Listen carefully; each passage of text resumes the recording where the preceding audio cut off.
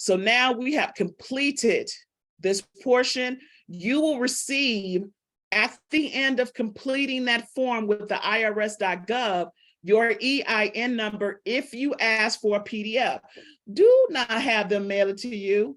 Complete it with a PDF so you can download the certificate right then and there. Then let me tell you why.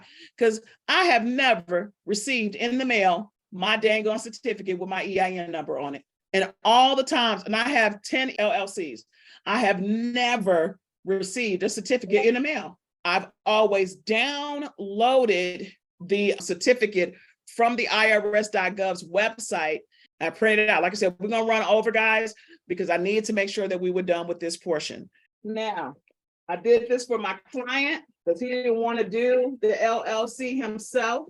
Each time you create an LLC, you better have your binder together. You need to have your corporation in your corporate book. Now, why do we do that? Because now that we've done all the part information, you have to have your items somewhere. So I like to do this. This is what I do for my clients. Your corporation here, I let them know, make sure you, that 8832 form, mail it immediately, pay for your business line, and then your DMV, because we're trying to make sure that they have trade lines for the DMV, for the business. I type all of this out. Why do I do this? Because I need everything to be in my book. Because when you go to the bank and they ask you for information, hold up. Let me look at my book. Let me pull it out. You need what? Oh, my certificate of organization. Oh, here it is. What, you need my EIN number? Here it is. You need my withholding tax? Well, they wouldn't need your withholding tax. That's for payroll purposes, nor would they need your sales tax. Oh, but you need my DMV, my Dun and Brad? Here it is. Oh, my trade lines are in here for my business. They're right here. Who are your trade lines for your business? So if they ever need to call them, you got it listed in here. The most important thing, the operational agreement. What's your ownership in the company? What is your percentage? That operating agreement is numero uno, because if you don't have it on you, they're going to make you print it out or give you one if you're going for funding. Your operating agreement is going to state that you own 100%. 100%. This is your corporate record book. Your minutes are in here. So somebody asked about how do we do our recordings? We meet every week in our business. That's for when we meet. OTTER.IA, Otter. What does that do? It records our minutes for the meeting. It records the minutes. So here is mine, as you guys can see, boom, bada bing. I be recording all my stuff. When people sit up here and say, I said, so what you say? I'm sorry, what did you say? Wait, let me go back to my records. Because I record it and I have it in text because I'm protecting myself. You guys understand what I'm saying? So that's what we do for our minutes. That is what you need for your business in its entirety. Everything that I just laid out for you is what you need, okay? You can go back and watch the recording, but that is what you have to have for your business. When you are looking for funding, you want to look for local banks in your area.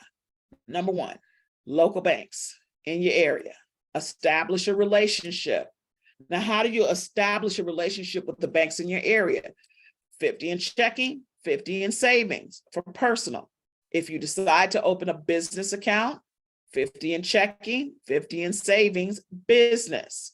Now, if you open an account with Navy Fed on the business side, I'm going to tell you right now, you can't do it walking into the bank. You have to schedule an appointment with them in order to do it.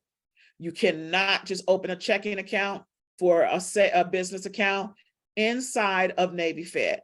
You can't do it. Cannot be done. I do implore you, if you are able to, if you have a family member that's been in a service, to obtain a Navy Fed account. Now, there are so many other banks that are available. I'm just letting you know right now. But Navy Fed give up the money.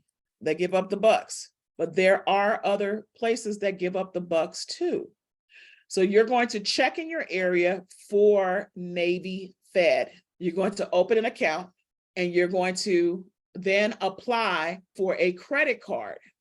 Now, the only reason why we're doing this, the credit card portion, you might get denied, but then it's going to automatically give you secured card. It's a blue credit card. That's a secured card. They're going to ask you to do it for $200. as a security deposit, you're going to take it immediately. Now, why would you do that? Because you're establishing a relationship. And in 91 days or 3 billing statements, they're going to turn around and give you that $200 back, and they're going to upgrade and give you a $2,000 credit card. It's an automatic. If it doesn't happen in 91 days, 3 statements, then it happens in 4. Okay? But you got to pay it on time, and you got to act as if, okay, yeah, you got to pay it on time though. So that's a relationship that you want to establish. Another bank that you want to establish a relationship, if you are in the area, it goes from secure to unsecured. If you have Truist Bank or Key Bank in your area, depending on what part of the country you live in, you want to establish a relationship with Truist Bank and Key, K-E-Y Bank. Those are 2 other banks that are going to give you the money. So when we do funding day, we're going to go into the bank. We're going to be ready. We're going to get her the funding under her business name only. Okay. So we want to be ready and equipped with an established relationship prior to going into the bank, because they want to know that you're going to really be in there. The reason why you go for an actual savings account, because that means you're going to be there longer. That's what they think mentally. Oh, well, they're going to be here. They're going to be putting money in. Now, this is the other smart thing. And this is the reason why I say you need to do ADP. Because if you're paying yourself and you got some direct deposits going into the checking account, get you $25K from Navy Fed off the rip, just because you have deposits going inside of Navy Fed. And that's what they want to see. So that's just another example. If you are wanting to go for funding for a no doc, please make sure that you do not ask for anything above $50,000. Miss Marcia ran into that, and she didn't even know to play. She was like, I wanted 70,000. They wouldn't even give me 70. I was like, Miss Marcia, they're not going to give you more than 50 on a no doc. It's got to be 50 and below if you're going to go for a no doc loan. But your profile got to be built out the right way. The profile does have to be built out the right way. Okay.